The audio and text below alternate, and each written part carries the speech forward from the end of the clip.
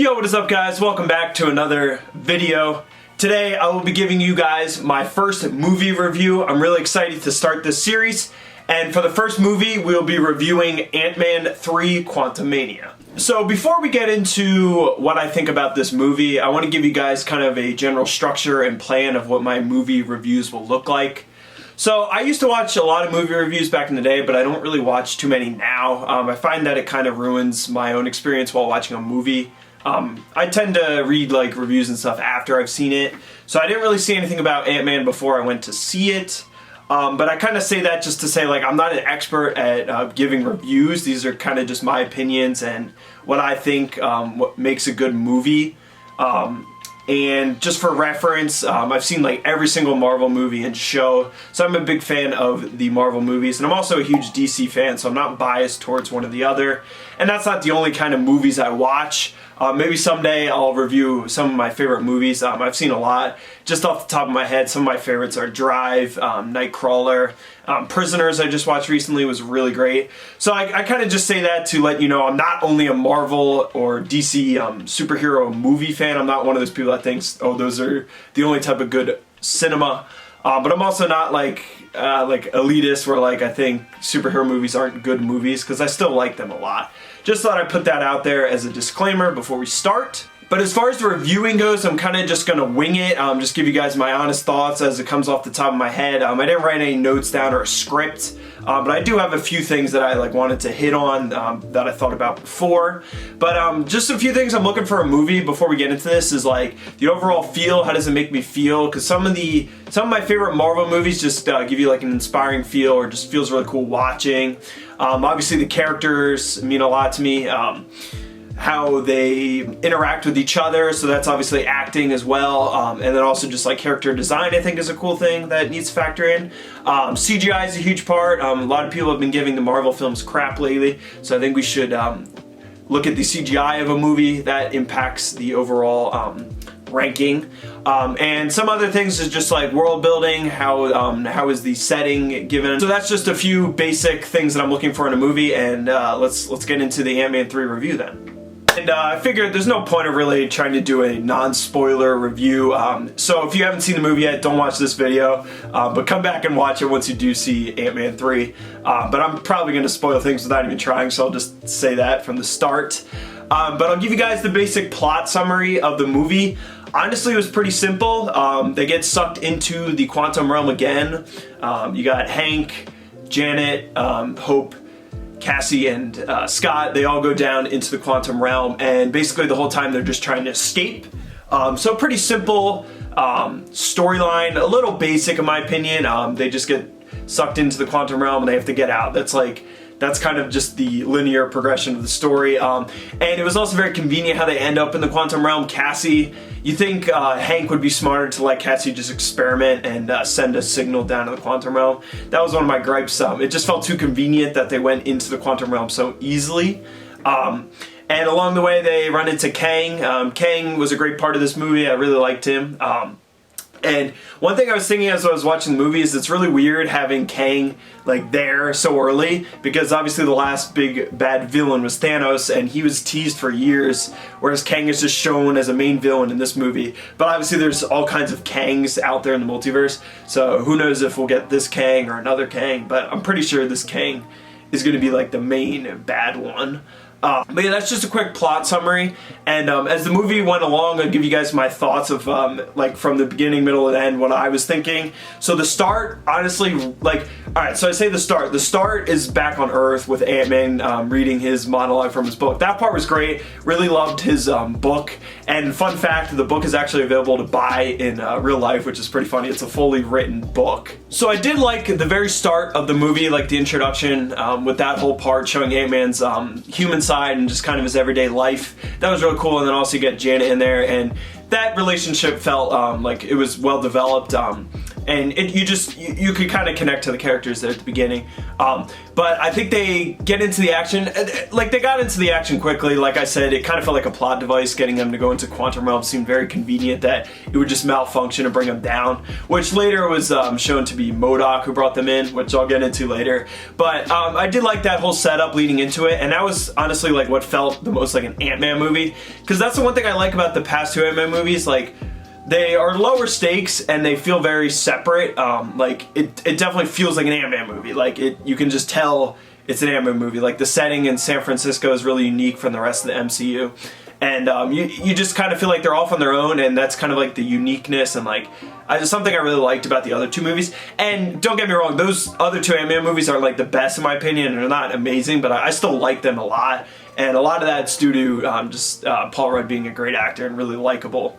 But so I did like the start there. One thing I found a little cringy, it was like Cassie's introduction. Like, they made her kind of seem like this, not like a social justice warrior, but you could kind of get like a little bit of like political messaging there, where she's like, oh, the cops were tearing down a homeless encampment, and don't you want to do anything about it? She's trying to like guilt Scott into like not destroying the police car like she did, and she ends up in jail. I'm usually like, I don't care, like I kind of accept it now. There's always going to be some political messaging in the movies, but that always kind of like takes me out of it. I feel like it just kind of, like, you always feel like they have to make a like real life statement in the movie, and it's like sometimes it's like, I don't know, like I guess that kind of contributed to her character, because then later on she felt compassionate towards the people in the Quantum Realm, which I get. That was good character development. I'm not completely pissed about that. I just thought it was a little cheesy, so not a huge complaint. And it was kind of funny, like those jokes later on, like Cassie was in jail 3 times, and then Scott says 4. So that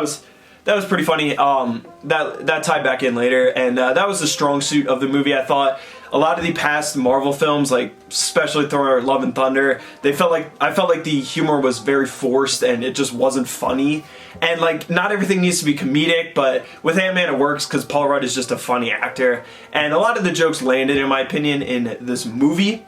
But yeah, so moving on, we get into the Quantum Realm, and this is kind of where I really like did not like the movie. The first like 30 minutes after they leave Earth is just like all this world building, which is good. Like, you need to build the world to immerse someone in it.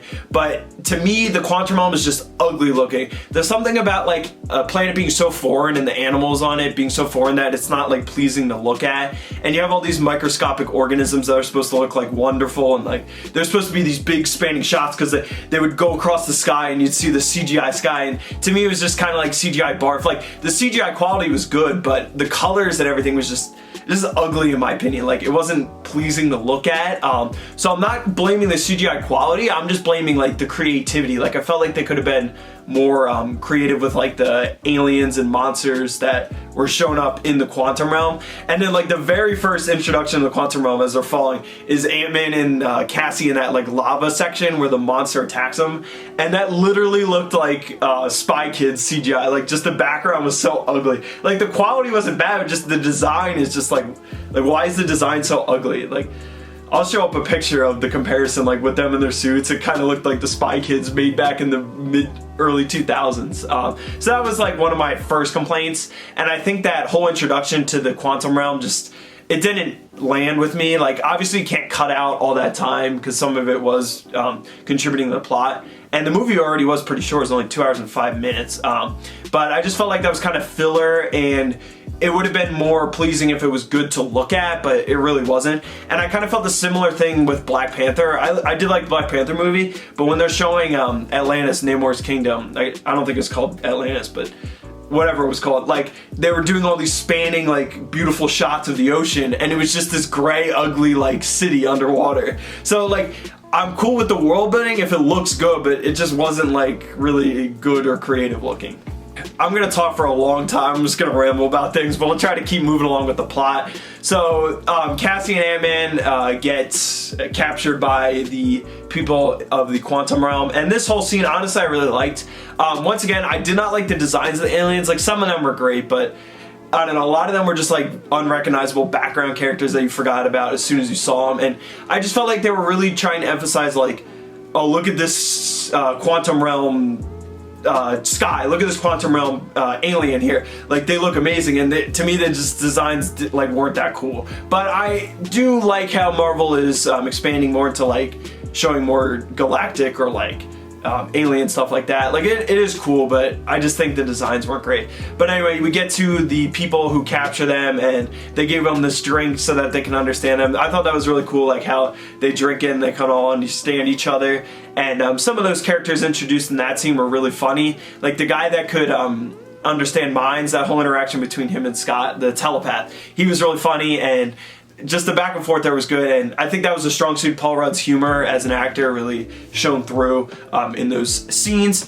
One complaint about those people that show up is like the leader, the female leader, like she was jacked and like she fit the role. Like I was happy. A lot of times in Marvel movies you have these like skinny like 100-pound women that are like taking out these monsters, and it's like really unrealistic. And I know it's like it's a superhero movie, but it still kind of takes you out of the movie. So at least this actress was like she was built, she was really jacked, so she looked like a warrior. That part was legit. But I could tell they were trying to give her like more of a significant role, and she was kind of unmemorable. Like I'd have to look it up, but I forget her name. Like I don't even remember what her name was. And I mean, she wasn't a bad actress, just some of the parts were like, I don't know, it's just a little cringy. I didn't like her character as much, but I guess that's not like the most legitimate complaint, but she was alright, but I could tell they were trying to give her more of like a bigger role, and it just wasn't really necessary. A lot of those background characters were just background characters to me. So after we get introduced to the people that capture Scott, they kind of make up and decide to start working together, and then they get attacked by MODOK. So that's the introduction of MODOK. I honestly really liked him in the movie. Darren Cross was like a more serious villain in the first movie, and then he kind of came back as comedic, which sometimes annoys me when they just make a character a punchline and just comedic, but he actually was pretty funny, and I liked how they just kind of made fun of his design the whole time. Like, he looked absolutely absurd. And the scenes like where Scott, Hank, and Hope all like first saw him for the first time, those were really funny. The only complaint I have is like, spoiler, MODOK dies in the end, and I feel like that's a problem with a lot of the MCU villains. They introduce these villains that have like a long-standing history in the comics, and then they just die in the first movie. So like the only thing about that was like Darren Cross died in the first one and they came back, so at least they gave him a second life and extended his story. But I think they kind of do that a lot with villains, where they just kill them off and they're very like expendable, so they don't feel like as villainous as they're made out to be. So MODOK stands for mechanized organism designed only for killing, and so obviously he's designed for killing, and the funny thing was he didn't do that much killing in the movie. I felt like they kind of told you rather than showing. But I did like the joke that Scott made. He was like, technically that would be MODOK, because the acronym would have an F in it. That was funny. Like, those are like, I loved all the jokes about MODOK. Like, that was good. And I'm sorry if you wanted him to be more of a serious villain. I personally like don't know too much about him. Obviously I've seen him before, and I knew like a little bit about him, but I don't know his whole history. So I'm not like mad that they changed him for the movie. He was funny. But yeah, so he shows up with all the warriors while they're capturing Ant-Man, and they all have to run and fight back. And then all the Kang soldiers show up as well. So yeah, MODOK shows up, and introduction was good, and he's attacking the warrior people in the quantum realm with Scott and Ant-Man. And this is where we first get to see Cassie in her suit, which was cool. I did like the whole thing where Ant-Man was like teaching her how to use her powers. It was always cool hearing like the practicality of like how the Ant-Man powers work. This kind of goes back to her where she was trying to protect the homeless people. They at least gave her some character traits that were like consistent throughout the movie. She's like telling Scott, you're an Avenger, you have to help these people. But I kind of felt like that was like derailing from like what Scott was trying to do. He's like just trying to get him out of there. But like that was a decent like moral argument that they set up in the movie. We keep cutting back from Ant-Man and then Hope and Janet and Hank on their own separate mission. And I think the Hank and Janet side were like the weakest part. I don't know why. I just did not like Michelle Pfeiffer in the role. I didn't love her in the second movie either. I don't know, I don't love her acting, and I just kind of found her annoying in this movie. Like the whole time she was like not telling like she wasn't telling Hank and Janet what was wrong or what the problem was, and like it just seemed like unnecessary. Like, just freaking tell him you're there in the quantum realm, everything went wrong, you have nothing to lie about, like just be honest about what's happening.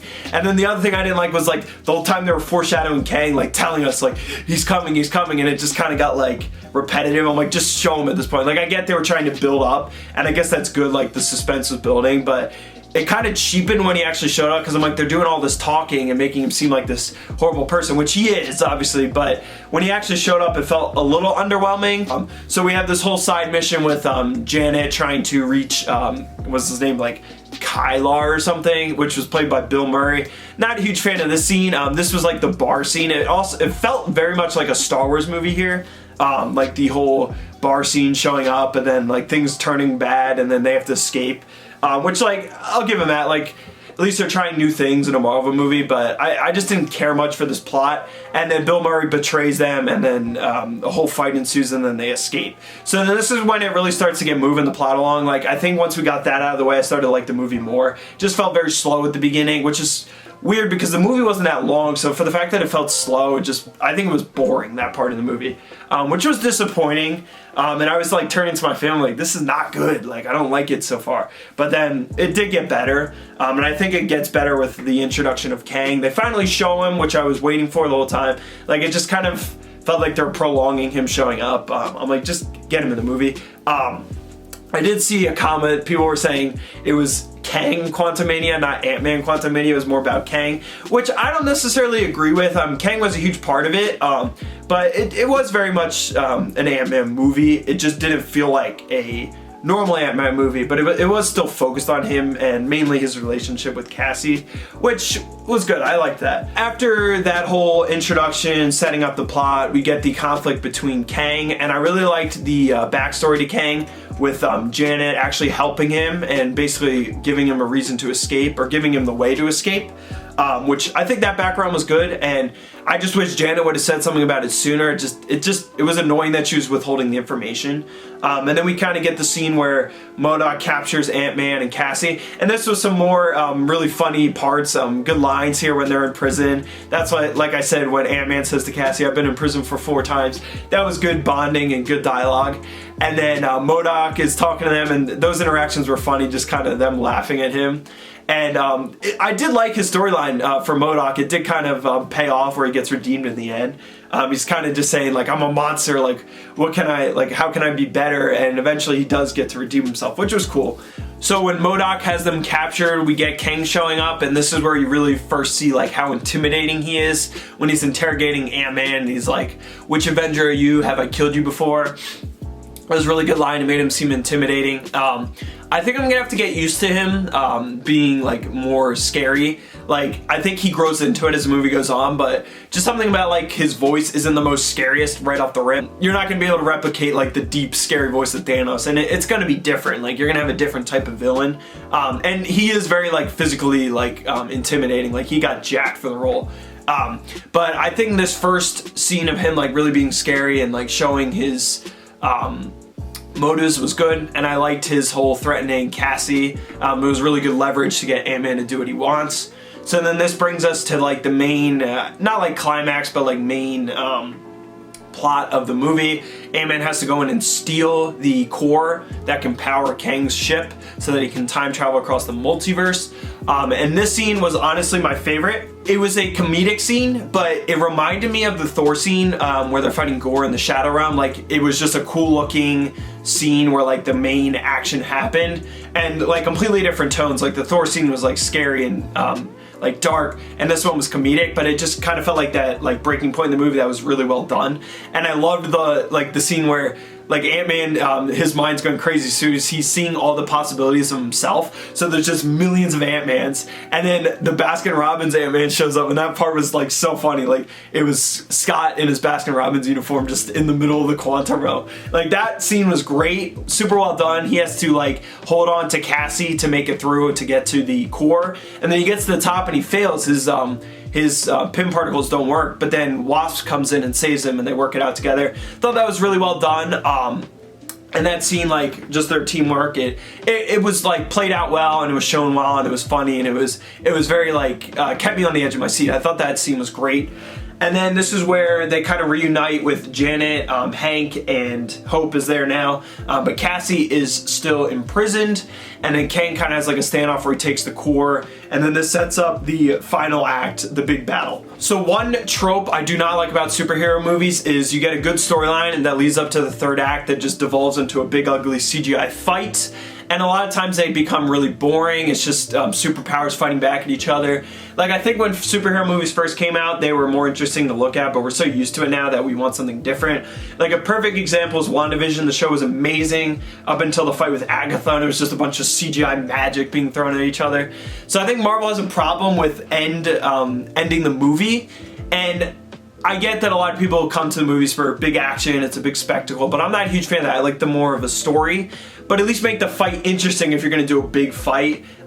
People kind of joke about like the big beam, the blue beam coming out of the sky. That was a huge thing they always did in movies in the 2000s, and that's a lot of the Marvel movies feel like, and DC has some problems with that.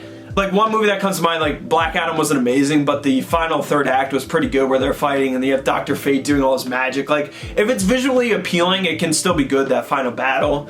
And I'd say the final battle in Ant-Man was decent. It was very like large scale, just a bunch of soldiers fighting each other. And I think it's kind of boring when there's like no stakes. Like, it's just cannon fodder, a bunch of soldiers fighting, and that's another problem with like MCU movies. I find like the bad guy villains, like their armies are so boring. Like, they're just generic and not fun to look at. So you just have like Kang's like soldiers, like they had cool designs, they had the blue masks, but it was just kind of boring seeing them fight these freedom fighters. And then you get the warrior, showed up from earlier, the super muscular one, I don't remember her name, and it was cool that she led them into battle, but I wasn't super attached to them, so seeing them fight was just kind of boring. But then when Hank brings in all the ants to fight Kang, that part was really great. It was really cool seeing all the ants come back. And like, the funny thing about it is Ant-Man goes giant to fight the big city, and he gets massive. But they're in the quantum realm, so he's actually not big. Like, he's not giant man, he's like small giant man. Like, he's still, if that makes sense, he's still tiny. But I like that, like showing him becoming big and then Cassie becoming big and learning how to use that. Like, that was unique, so that part of the fight was good. And then, like I said, the ants come in and fight Kang, and you think Kang gets taken out by the ants, but he shows up later. And skipping forward a little bit, there was just a bunch of fighting, whatever, that was kind of boring. But then you get the standoff between Ant-Man and Kang to close off the movie. So they open up the portal to get back to the real world. So Cassie, Hank, and Janet, and Hope all go through. But Ant-Man gets stuck because Kang shows back up and prevents him from going in. And that's where you get the line where Ant-Man says, "I don't have to win, we just both have to lose." Really great. That was a really cool like moment where he's like realizing he might have to sacrifice himself. And I'm not gonna lie, I was getting sad. I'm like, you can't kill Scott. Like, I thought someone was gonna die in this movie, like someone big. You just get MODOK, which I forgot to mention. MODOK's death scene was pretty funny. He's like, "I'm an Avenger now," and they're just like, "Yeah, you're an Avenger." Like, I liked how he kind of redeemed himself. That was funny. Good scene. But yeah, going back, you get the brawl between Kang and Ant-Man. That was great. Kang rips his shirt so you get to see his jacked muscles, and Jonathan Majors got huge for the movie, so I think he fits the role really well, and he's intimidating, so I like that. And then you get just a fist fight between Scott and him, and obviously Kang is way stronger. His powers aren't working in the suit, but he's just a stronger man. But I did like that Scott could still fight because obviously he's been through prison, and he's a tough guy too without the suit. And that scene was great. And I honestly really thought he was going to get stuck or die, and we weren't going to see him for a couple of years until he shows up back later.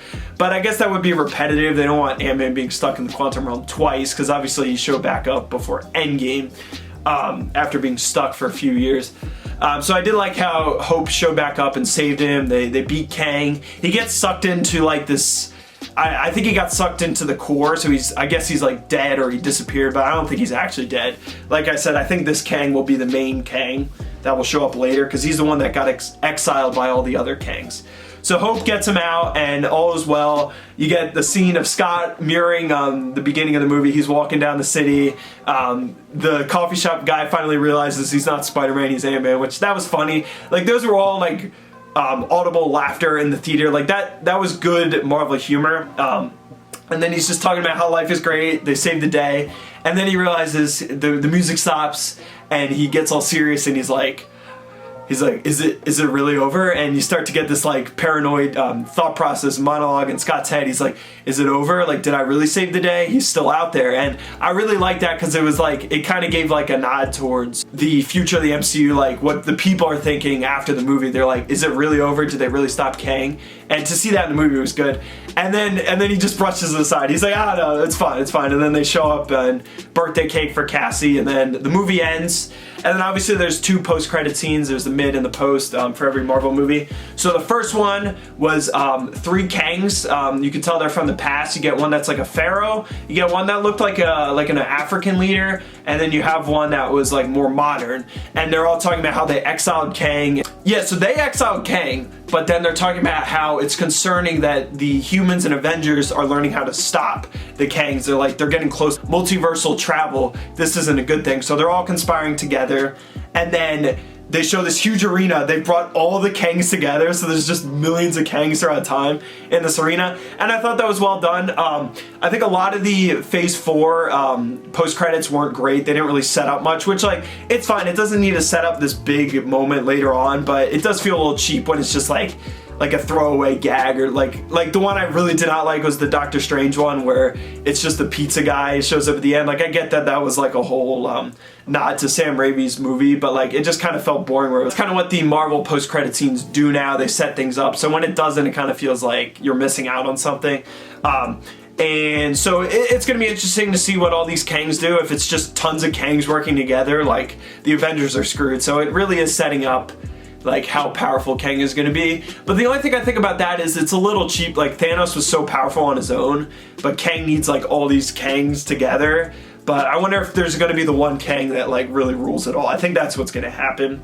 And then you get more credits, and then you get the final post-credit, and this part was great. You get Kang back in like the 1800s, dressed up as this like stage performer, and he's talking about time and how it's a problem. And then it pans the audience, and you get Mobius and Loki, and Mobius says like, why are you acting like this guy's so terrible? He doesn't seem that bad.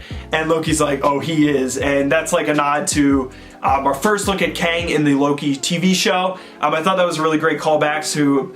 It's almost been 2 years ago that Loki came out. That was our first introduction to him, and Loki really saw how evil Kang could be, and that was the good Kang that he saw. So seeing another Kang that's actually evil, I just think that was a really good way to end the movie, and it was cool seeing Loki and Mobius, and yeah, it was good. It was a good post-credit scene. So I know I talked a lot, but I'm gonna kind of summarize things and give my final overall thoughts of the movie.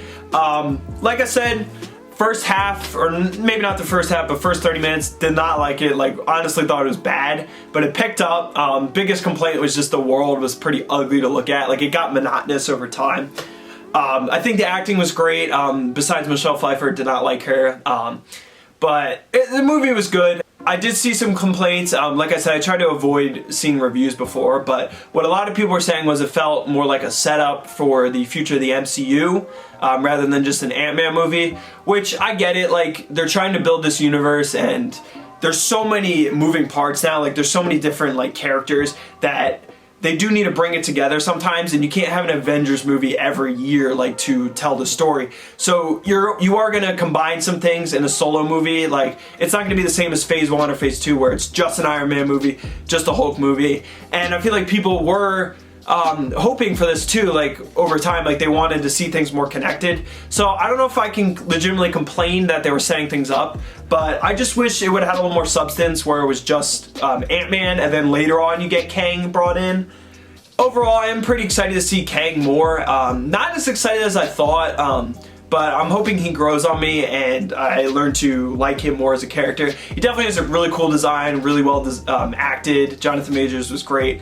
And he can be really intimidating, but I'm waiting for it to sink in where he like actually does something bad, like where he kills like an Avenger that we care about. Because once it's like personal, like once people see like the MCU heroes die, like rather than just some other universe, then people will like start to respect Kang and actually fear him. So I think it'll take that, like a sacrifice, for things to like really start to pick up, which I'm sure they'll get to. Like, that's probably what they'll get to in Kang Dynasty. I think it's gonna be, I guess they're gonna have 2 movies, like Kang Dynasty and then Secret Wars. So I'm sure we'll get more of that in future movies. Like, it wasn't as thought-provoking as other MCU movies. Like, usually I come out of the theater and I'm just like thinking about all these things after the movie, and I'm like theorizing, and I think some of that is just as I've gotten older, I don't I'm not as invested in the movies. Like, I've been disappointed by some of them, so I try not to get my hopes worked up too much. But it didn't leave you with as many questions, which I guess that's good. Like, it tied up the story well within the movie. But I guess the biggest thing moving forward is, like, what are those Kangs at the end, and like, how is Loki going to get involved in the story? Because this season 2 is coming out soon. How will he interact with Kang? I think that could be interesting. Yeah, I'm just glad Ant-Man didn't die. None of the main characters that didn't die. So we're gonna get an Ant-Man 4 probably.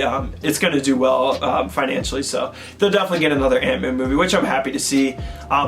I am disappointed that, like, a lot of the OG Avengers are out, so I'm glad that they keep the ones that they have now. Like, it's sad seeing Tony Stark and Captain America gone for now, at least. Who knows when they'll show up again. So I'm glad that they didn't really, like, move on from Ant-Man, because that's what they did with a lot of the shows. Like, they kind of brought in the new Avengers and kicked out the old ones. So I'm glad Ant-Man's still there. So that's gonna be a wrap on my first movie review on the channel. I know I rambled a lot. I could talk about this stuff for hours, and I'm sure I'll get better the more I do reviews, but I do want to give you guys my honest thoughts and opinions, so I don't want to write a script or anything.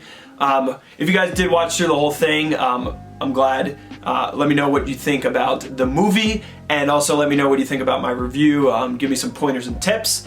And just to end things off, I'm going to rate the movies out of 10. I know it can be kind of hard to just bring a movie down to just one rating, but on a scale of 1 to 10, I think I'd say like a 6.5. 6.5 out of 10. 5 would just be average, and then 1's obviously the worst, and 10 would be the best Marvel movie. It wasn't bad, but it wasn't great, and I think the stuff I liked about it outweighed the bad stuff. But the first, like, 30 minutes, besides the introduction, just was not good. Like, it was legitimately bad to me, so that worked against it. And the fact that, like, they wasted that much of the movie with boring parts kind of annoyed me, which left me wanting more. But I did like the introduction to Kang, and I liked that the comedy was actually good in this movie. And you can't hate Paul Rudd. Anything with Paul Rudd's going to be pretty good in it. So that's a wrap on my Ant-Man 3 movie review. We'll see you next time. Peace.